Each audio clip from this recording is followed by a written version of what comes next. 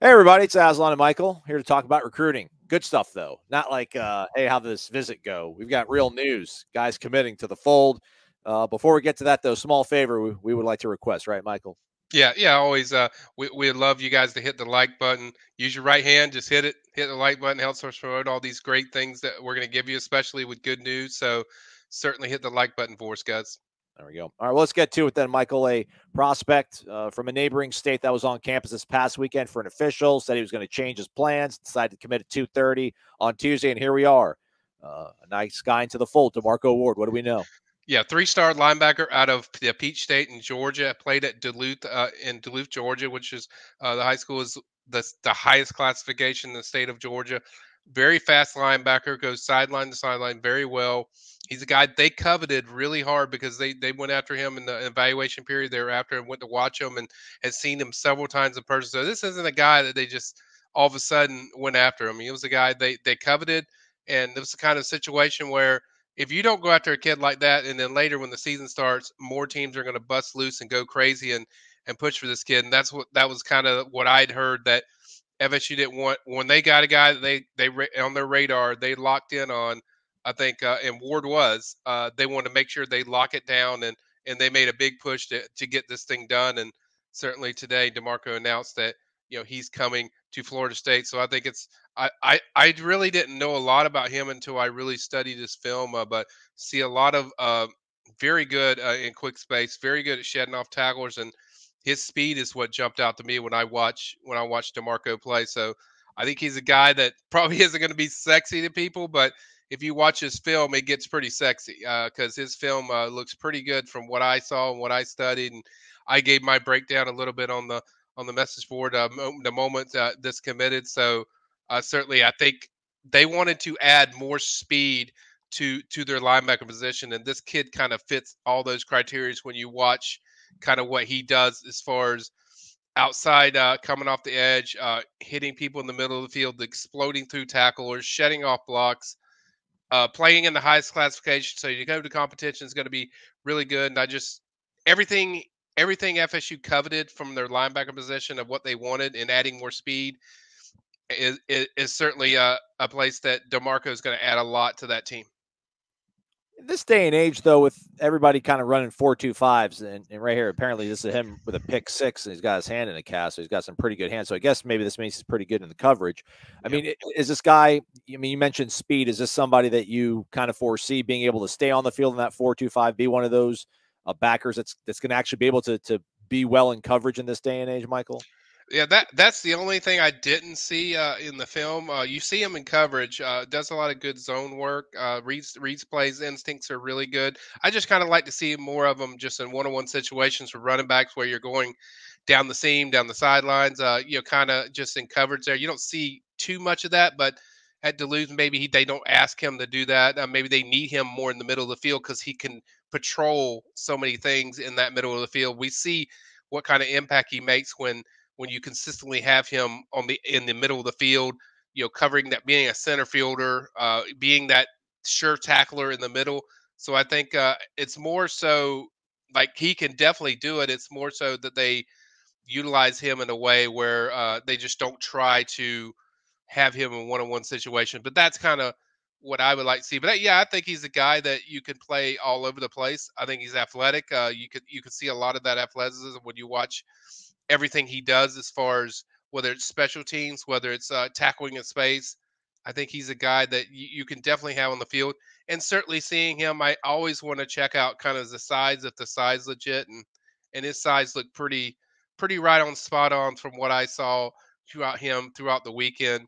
I think 210 is what they list him. He's probably like 215, 220 now, from what I could tell, what I was told about the measurements as far as at FSU. But go back to the thing of they needed speed in this linebacker core. That was kind of one area that they really want to address. We see that certainly they have that with Kalen DeLoach.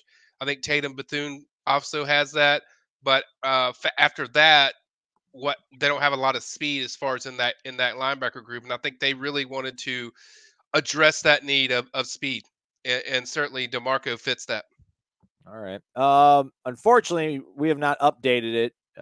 when I say we, it's really not Michael and I, but I don't want to point fingers at people, but he hasn't been put on Florida State's a commitment list here. That would bring them up to 9. They currently sit at 40 right now.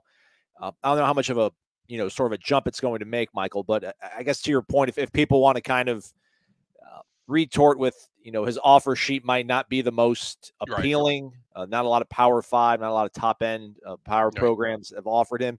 This is a guy that on the high end you would imagine, you're assuming, hoping he would probably have a strong senior season, and maybe other teams come knocking, but you've already established that relationship now, so that probably puts you in a good spot. Right, and that's why you go after it. It's kind of similar to kind of how in basketball, to give a basketball reference, with Leonard Hamilton, when they lost Andrew Wiggins, and that was a tough blow.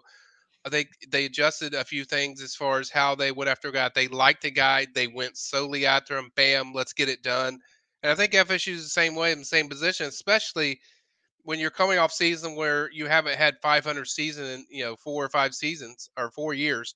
So I think when you see somebody you want and you have to have, you got to jump on them, and you want to get them early on. So when these big schools do come after them, you're going to be secure that you establish yourself early on. And like I said, I think that's kind of FSU's mindset with this kid, that hey, we love him, so we don't care what anybody else thinks. This is a guy that we need in our defense, and I think that's kind of the way FSU approached this situation with DeMarco Ward. And you're saying this is a guy that, despite the fact that I really hadn't, I mean, I'm not the guy that's dialed into recruiting at all, clearly. But this is a guy that you said they had been pursuing for a while, though. I mean, I know he was on campus this past weekend, but this wasn't kind of a flash in the pan, all of a sudden kind of a guy, right? They've been on. No. Yeah, they were after him both spring evaluation periods. They went after him, and they were visiting him, and they've certainly seen him in person. Certainly seen him play in person, and so I think he's a guy that they certainly had on their radar heavily.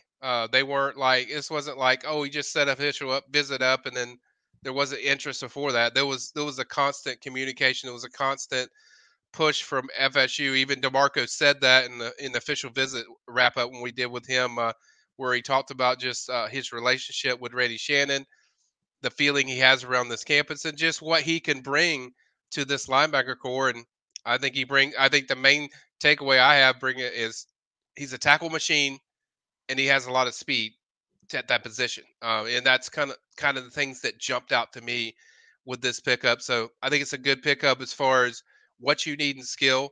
Yeah, it's not as sexy like a Rivals 100 4-star guy, but when you watch his film, I mean, when you watch his film, it has to get you excited. I mean, when you watch the things he does on his film, that certainly jumped out to me.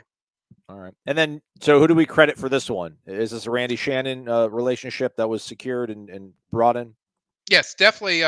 Randy, I think there's several people that were involved in that. I think Coach Norvell had a big deal. Adam Fuller was also a big deal. I think he did a really good job on that official visit and the recruitment. So I think mainly Randy Shannon, but certainly getting your first linebacker and getting one with speed, I think was kind of my thing of what I wanted to see them add to this class. Certainly, everyone wants to see 4 and 5 stars, but the main thing is getting the skill that you need that fits your defense. That's a weakness, and I think that's what FSU added with DeMarco. And certainly, if he goes out, like I said, he had over 60 solo tackles, not regular assist tackles. Over 60 solo tackles, 3 sacks.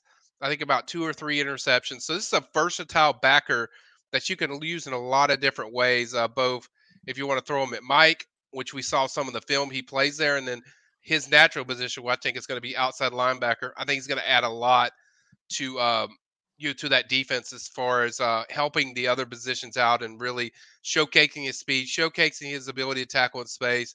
I think he's a nice add for FSU. All right. Still hasn't updated. I was trying to stall. Thought maybe it would click in there in the last minute or so. Also, by the way, I should note his Twitter says that he weighs 217. So we had him 210 on the Rivals database, but 217 on his Twitter. So there you go. DeMarco Ward becomes a 9th commitment for the Tribe 2023 class. Much more on this over at warchant.com and the Premium Recruiting Board. Michael Langston, Austin Cox got you covered. Michael, as always, man, thanks for the insight and the time. Thank you, man.